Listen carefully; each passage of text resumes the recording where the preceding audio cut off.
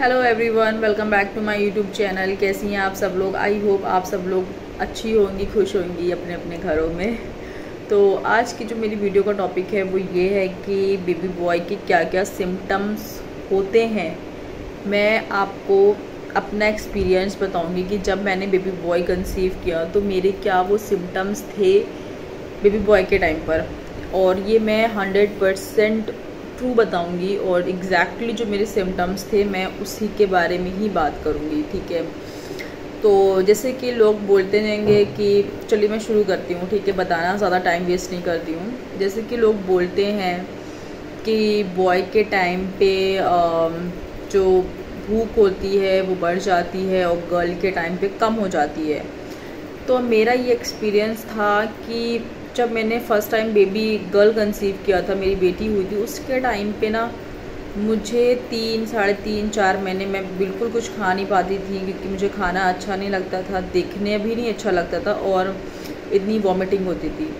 But मेरे baby boy के time पे ऐसा था कि मुझे वॉमिटिंग की प्रॉब्लम कम हो गई थी और एसिडिटी की प्रॉब्लम ज़्यादा बढ़ गई थी। स्टार्टिंग से ही मुझे बहुत ज़्यादा 3-4 महीने जो स्टार्टिंग के होते हैं उस दौरान मुझे बहुत एसिडिटी की प्रॉब्लम होती थी और खाना मैं खा लेती थी, भूख भी लगती थी मुझे और खाना मैं आराम से खा लेती थी।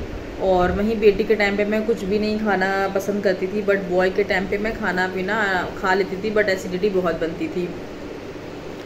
और लोग बोलते हैं कि आप जब बेबी बॉय होता है तो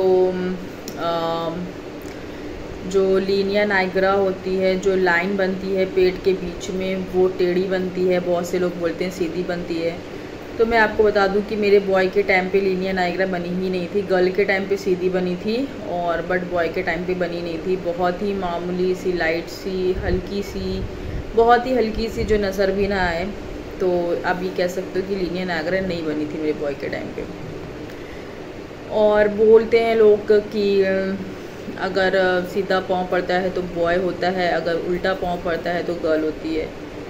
तो मेरे साथ ऐसा था कि मैं कभी उल्टा सीधा दोनों चलता है, तो ऐसा कुछ नहीं है फ्रेंड्स।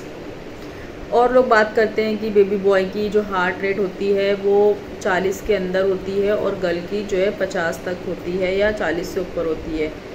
तो स्टार्टिंग के जब मेरे जो अल्ट्रासाउंड होते थे उसमें जो मेरे बॉय की हार्ट रेट होती थी वो जो है 50-48 ऐसी रहती थी, ठीक है। फिर जैसे जैसे दिन बढ़ते गए मेरे महीने, मतलब 7-6 मंथ, तो वो 42-40 के बीच में आ गई थी। और जिस दिन मेरी डिलीवरी हो रही थी, मैं उस दिन मेरी बेटी की हार्ट बीट चेक करी तो उसकी नहीं उस दिन नहीं,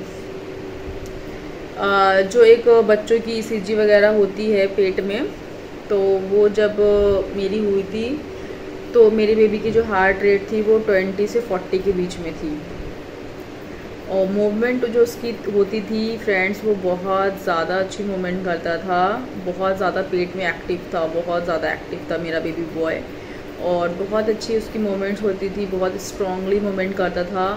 और मेरी बेटी से, जब मेरी बेटी थी मेरे पेट में, तो वो इतनी अच्छी मूवमेंट नहीं करती थी, मतलब बेटा मेरा पेट में ज़्यादा, बहुत ज़्यादा एक्टिव था, आप ये कह सकते हो। और जो मेरे हेयर की ग्रोथ थी वो डाउन हो गई थी। बेटी के टाइम पे वो काफ़ी अच्छी हो गई थी, बट बॉय के टाइम पे जो मेरी हेयर की ग्रोथ थी, और हेयर जो अच्छे जिस तरीके से हो जाते प्रेगनेंसी में, ऐसा कुछ नहीं था। हेयर बहुत मेरे बेकार हो गए थे, बाल, तो आप ये कह सकते हो। और एक्ने की प्रॉब्लम मुझे नहीं हुई बॉय के टाइम पे, गर्ल के टाइम पे हुई थी, बट बॉय के टाइम पे मुझे एक्ने की प्रॉब्लम नहीं हुई थी। और क्या सिम्टम्स थे, तो यही सब सिम्टम्स थे। और ना पेट का जो शेप होता है वो एकदम गोल था, हल्का सा डाउन आप कह सकते हो नीचे की तरफ, और गोल एकदम मटके के जैसा गोल था। और बेबी गर्ल के टाइम पे एकदम गोल नहीं था, बट बॉय के टाइम पे मेरा पेट का शेप एकदम गोल था। तो ये सारे सिम्टम्स थे मेरे बॉय के टाइम पे। आई होप आप लोगों को मतलब ये अच्छा लगा हो। अगर किसी के सिम्टम्स मुझसे मैच करते हो और वो प्रेग्नेंट हो तो मुझे कमेंट करके ज़रूर बताइएगा। और अगर आपको मेरी वीडियो अच्छी लगे तो लाइक करिएगा, शेयर करिएगा, कमेंट करिएगा, और ऐसी ही अच्छी अच्छी वीडियोस देखने के लिए चैनल को सब्सक्राइब करिएगा। मैं मिलूँगी अब आपसे नेक्स्ट वीडियो में, तब तक के लिए बाय बाय, टेक केयर, अपना बहुत बहुत ख्याल रखिएगा।